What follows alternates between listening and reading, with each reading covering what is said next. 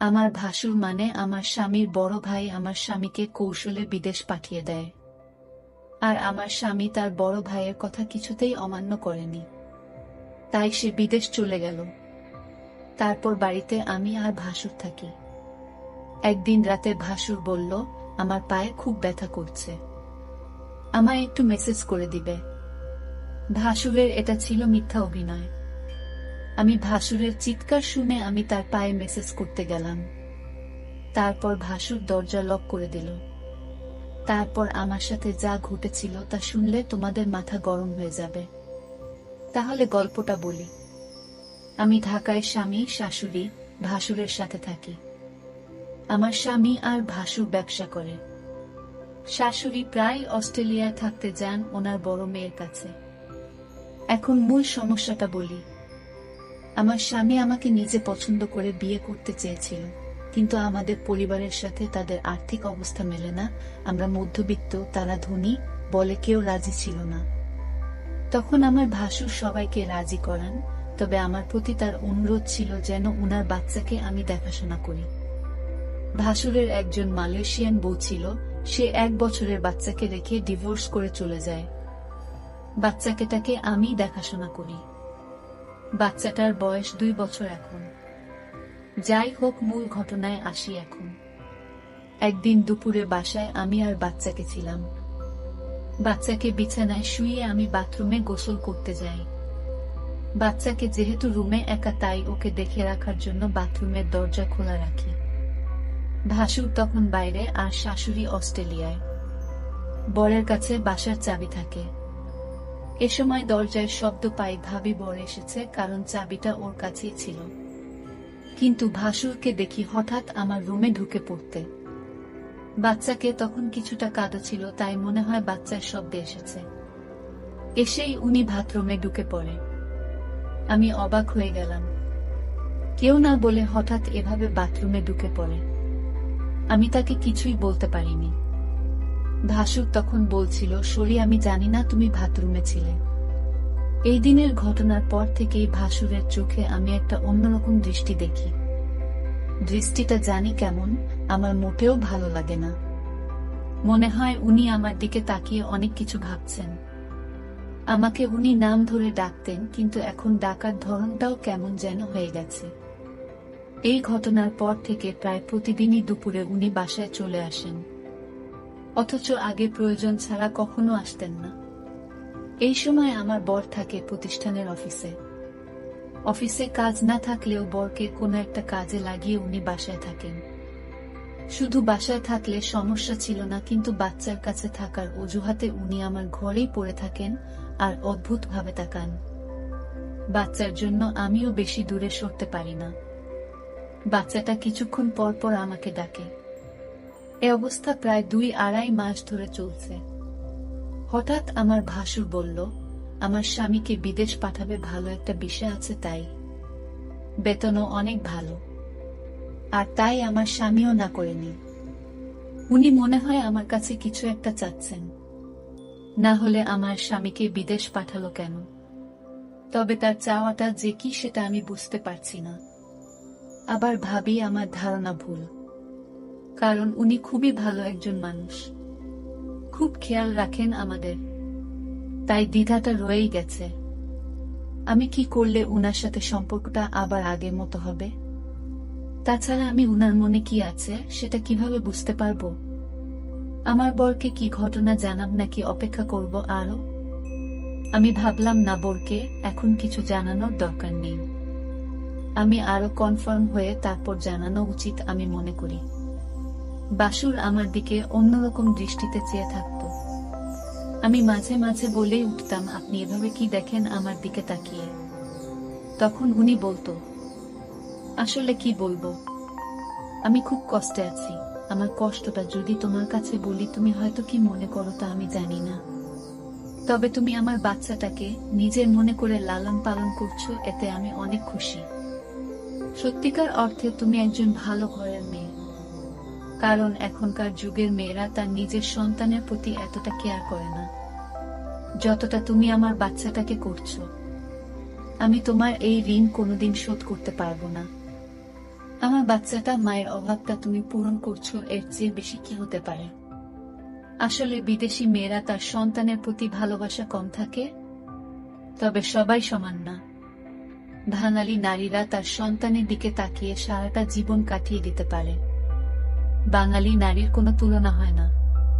তবে আমার ছোট ভাইয়ের বউ করে তোমাকে আনতে পেরে আমি নিজেকে ধন্য মনে করছি। আমার ভাসুর আমার এইসব প্রশংসা করছিল। আমি তার প্রশংসা শুনে অনেকটা থমকে গেলাম। বাবারে, এত প্রশংসা! যাই হোক, ভাসুরকে একদিন দেখলাম খাওয়া দাওয়া ছেড়ে মনমরা হয়ে ঘরে শুয়ে আছে। এই বাড়িতে ভাসুরকে আমি দেখাশোনা ছাড়া আর কেউ নাই। দেখলাম ভাসুর আজ সারাদিন কিছু খায়নি। আমি ভাসুরকে বললাম, আপনার কি শরীর খারাপ? ভাসুর বলল, আমার মাথায় প্রচন্ড ব্যথা করছে সকাল থেকে, কি করব বুঝতেছি না। আমি ভাসুরকে বললাম, আমি কি মাথায় একটু মেসেজ করে দিব? মেসেজ করে দিলে হয়তো ব্যথাটা কিছুটা কমে যাবে। ভাসুর আমার মেসেজের কথা শুনে অনেকটা খুশি হলো। সে চেয়েছিল তার মাথায় মেসেজ করে দিই। আমি ভাসুরের মাথায় মেসেজ করছিলাম, এমন সময় সে বলল, দেখো, তুমি মেসেজ শুরু করতেই আমার ব্যথাটা অনেকটা কমে গেছে। তোমার হাতে কি জাদু আছে নাকি? আমি তার কথা শুনে কিছুটা অবাক হলাম। আমি বললাম, মেসেজ করে দিলে এমনই ব্যথা কমে যায়। এখানে হাতের জাদু বলতে কিছু নেই। মেসেজ করলে ব্যথা কমে যাবে, এটাই স্বাভাবিক। ঠিক আছে, তোমাকে অনেক ধন্যবাদ মেসেজ করে দেওয়ার জন্য। আমার মাথা ব্যথা কমে গেছে। কিন্তু ভাসুরের মাথা ব্যথা ছিল না। মাথা ব্যথার অভিনয় করেছিল আমার সাথে। আমি এটা বুঝতে পারি আমি যখন তার রুম থেকে বের হই। তখন সে একা একা বলছিল। আমি ধীরে ধীরে আমার প্রতি ভালো মন মানসিকতা তৈরি করছি। সেটা আমি বুঝতে পারলাম। ভাসুর কেন আমার সাথে এমন মিথ্যা নাটক করছিল, তার উদ্দেশ্যটা কি ছিল তা আমার জানা খুব জরুরি ছিল। আমি বাড়িতে আছি, ভাসুরের সন্তান আর আমার ভাসুর। এরপর দিন আবার সেই অভিনয় শুরু করলো। সে আস্তে করে চিৎকার করছে আর বলতে লাগলো, আমার মাথাটা ব্যথা করছে, এখন কি করব? আমি তখন ভাসুরকে বললাম, ডাক্তারের কাছে যান, তাহলে সব ঠিক হয়ে যাবে। রোগ নিয়ে ঘরে বসে থাকলে কি আর চলবে, বা রোগ ভালো হবে? ভাসুর আমার কথাটা শুনে দেখলাম তার মুখটা অন্ধকার হয়ে গেল। আসলে কি তার মাথা ব্যথা করছে নাকি এসব অভিনয়? আমি তার হাব ভাব কিছুই বুঝতেছি না। আমি ভাসুরকে বললাম, চলুন আজ আপনাকে ডাক্তারের কাছে নিয়ে যাই। ভাসুর বলল, তুমি একটু মেসেজ করে দিলেই তো মাথা ব্যথা কমে যায়। তাহলে শুধু শুধু কষ্ট করে কেন ডাক্তারের কাছে যাওয়া লাগবে কেন? আমি ভাসুরের কথাটা শুনে কিছুটা অবাক হলাম। সে চায় আমি তার মাথায় মেসেজ করে দেই। আসলে সে কি চায় সেটা আমার জানতে হবে। ভাসুরের এমন অভিনয় আমার কাছে ভালো মনে হচ্ছে না। এর মধ্যে আমার বর আমার কাছে ফোন করলো, আমাকে জিজ্ঞেস করলো, কেমন আছো সালমা? আমি বলেছিলাম, তুমি খুব শীঘ্রই বাড়িতে আসলে অনেক ভালো হতো। এতদিন বিদেশ থাকার দরকার নাই। তুমি যত দ্রুত সম্ভব চলে আসো। আমার স্ত্রীর এমন কথা শুনে আমি কিছুটা থমকে যাই। আমার স্ত্রী তো কোনোদিন এমন কথা বলেনি। আজ সে এমন ভাবে বলছে আমি যেন আজই দেশে চলে আসি। আমি সালমাকে জিজ্ঞেস করলাম, তোমার কোনো অসুবিধা হচ্ছে সালমা? সালমা বলল, না, তেমন কোনো সমস্যা হচ্ছে না। বড় ভাইজান তোমার খোঁজ খবর রাখে তো? আমি বললাম, ভালোই খোঁজ খবর রাখে। ঠিক আছে, এখন রাখি, পরে কথা হবে। ভাসুর আড়ালে থেকে আমার সমস্ত কথাগুলো শুনছিল। কথা শেষ হতেই ভাসুর চলে গেল তার রুমে। রাত হলো, ভাসুর আমায় ডাকছে, বলছে, সালমা, আজ আমার পায়ে অনেক ব্যথা করছে, বুঝলাম না আমার কি হয়েছে। দিন দিন রোগ বেড়ে চলেছে। তুমি কিছু মনে না করলে আমার পায়ে একটু মেসেজ করে দাও। সে ব্যথায় চিৎকার করছে আর বলছে আমার পায়ে অনেক ব্যথা করছে। আমি ভাসুরের চিৎকার শুনে তার পায়ে মেসেজ করতে শুরু করলাম। ভাসুর তখন ঘুমিয়ে পড়ল। ভাসুর ঘুমিয়ে রইল আর আমি তার পায়ে মালিশ করে দিচ্ছিলাম। কিন্তু ওইদিকে বাচ্চাটা কাঁদছিল। আমি ভাসুরকে বললাম, আপনি ঘুমিয়ে পড়েছেন, বাচ্চাটা কাঁদছে, আমি চলে যাই। তখন ভাসুর বলল, ঠিক আছে, বাচ্চাটাকে ঘুম পাড়িয়ে আবার এসো। ভাসুর আমার সাথে এমন করছে মনে হচ্ছে আমি এই বাড়ির চাকরানী। সারাক্ষণ তার সেবযত্ন আমার করতে হয়। আমি তো এই পরিবারের সমস্ত কাজ করতে করতে আমি অনেক ক্লান্ত, কিন্তু আমার কষ্ট কি আর কেউ বুঝে? পরের দিন আমি বলেছিলাম ভাসুরকে, আপনার মাথায় ব্যথা, পায়ে ব্যথা, আজ চলুন আপনার চিকিৎসা করাবো। আজ আমি আপনাকে ডাক্তারের কাছে নিয়ে যাব। আপনি না যেতে চাইলে আপনাকে জোর করে নিয়ে যাব। ভাসুর মনে হচ্ছে গলা শুকিয়ে গেল, কারণ ডাক্তারের কাছে গেলে হয়তো সত্যটা পাশ হয়ে যাবে, তার কোনো রোগ ধরা পড়বে না। তখন হয়তো আমার চোখে সে দোষী হয়ে যাবে। এটা ভেবেই ভাসুর ডাক্তারের কাছে যেতে চাইতো না। আমি সেটা ভালো করে বুঝতে পারতাম। আর তাই ভাসুরকে আজ আমি বললাম, আপনি যদি আজ ডাক্তারের কাছে না যান তাহলে আপনি এই বাড়িতে একা একা থাকতে হবে। আমি চলে যাব এই বাড়ি থেকে। আমার স্বামী ফিরে আসলে আবার এই বাড়িতে ফিরবো, তার আগে না। ভাসুর আমার কথা শুনে থমকে গেল। তাহলে সালমা আমার মনের কথা কি বুঝে গেল নাকি? আমি বললাম, ঠিক আছে সালমা, চলো, আজ আমি ডাক্তারের কাছে যাব। তুমি যখন চাইছো, আমি কি আর না করতে পারি?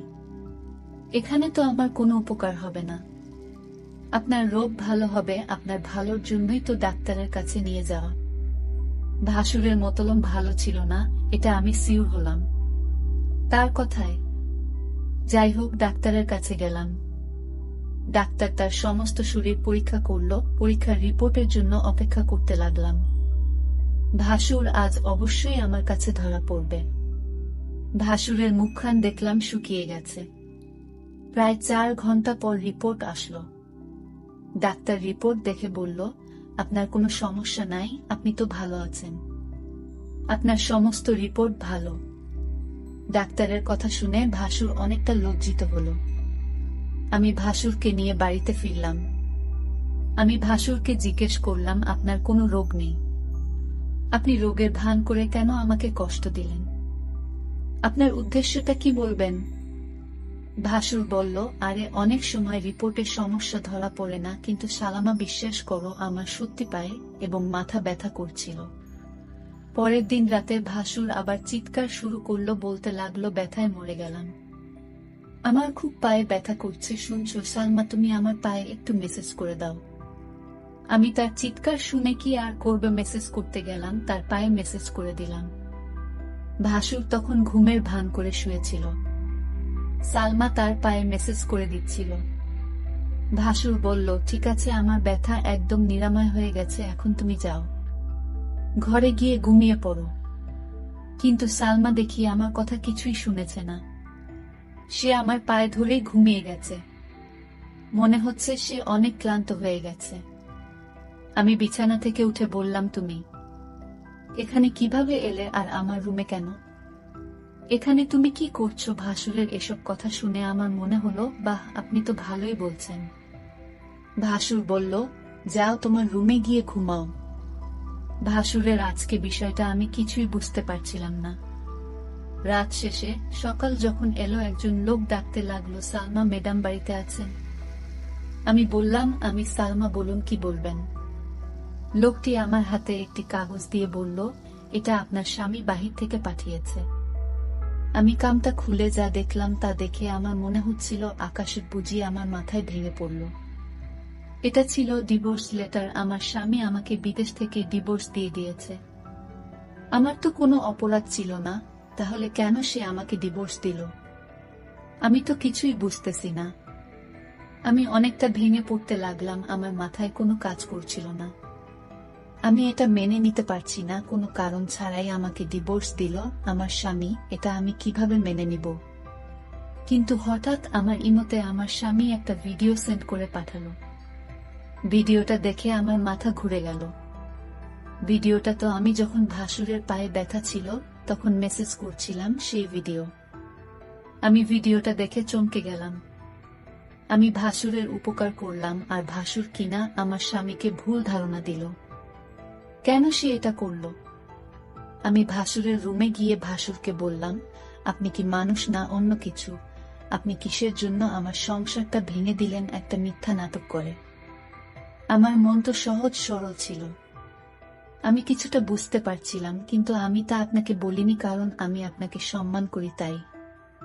আর আপনি সম্মানের এই প্রতিদান দিলেন। ভাসুর তখন দরজা লক করে দিল। আমি বললাম, দরজা লক করলেন কেন? সে বলল, একটু পরে সবই বুঝতে পারবে। ভাসুর তখন আমার পায়ে এসে পড়ল আর বলল, তুমি আমায় ক্ষমা করে দাও। আমি যা করেছি আমার সন্তানের জন্য করেছি। আমি চেয়েছি তুমি আমার সন্তানের জন্যে হও। আমার সন্তানকে তুমি যেভাবে লালন পালন করছো, এতে আমি অনেক খুশি। আমি চাই তুমি আমার হয়ে সারা জীবন থাকো। আর তাই তো আমি এটা করেছি। নিজের সন্তানের জন্য সকল বাবা মা সবকিছু করতে পারে। আমাকে তুমি ক্ষমা করে দিও। তারপর আমার কিছু করার ছিল না। আমি ভাসুরের সন্তানের দিকে তাকিয়ে তার কথা মেনে নিলাম। কিন্তু ওই দিকে আমার স্বামী একটা বিদেশি মেয়েকে বিয়ে করে বাড়িতে নিয়ে আসলো। বন্ধুরা, আজকের গল্পটি কেমন লাগলো তা অবশ্যই কমেন্ট করে জানাবেন। ধন্যবাদ।